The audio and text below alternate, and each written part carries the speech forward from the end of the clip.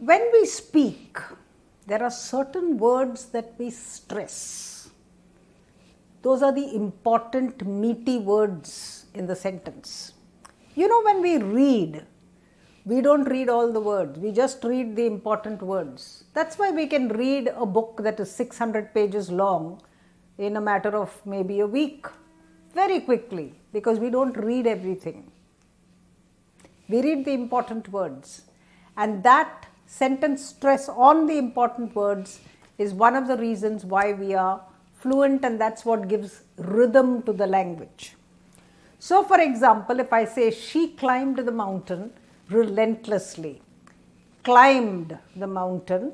Mountain is a little soft, but relentlessly, because I want to tell you how she climbed it. That's an important word.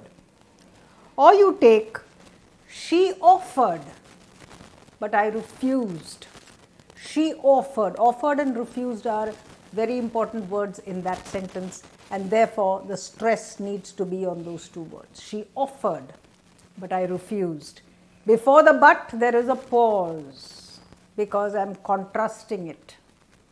You see the importance of stress? This is Usha Pandit, your Mindsprings English teacher. The same thing happens to the small words. We don't give them much importance.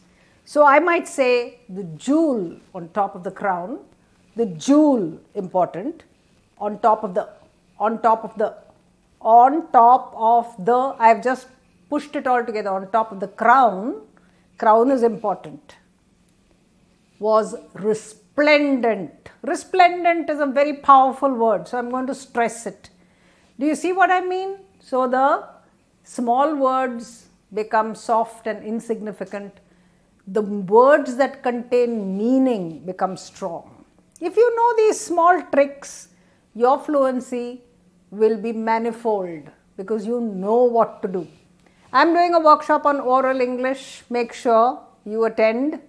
16th March, 3 to 5:30. I am going to give you a certificate for it, and you are going to take away tons of stuff, whether you are a teacher or a parent or just somebody who wants to learn the language and be fluent.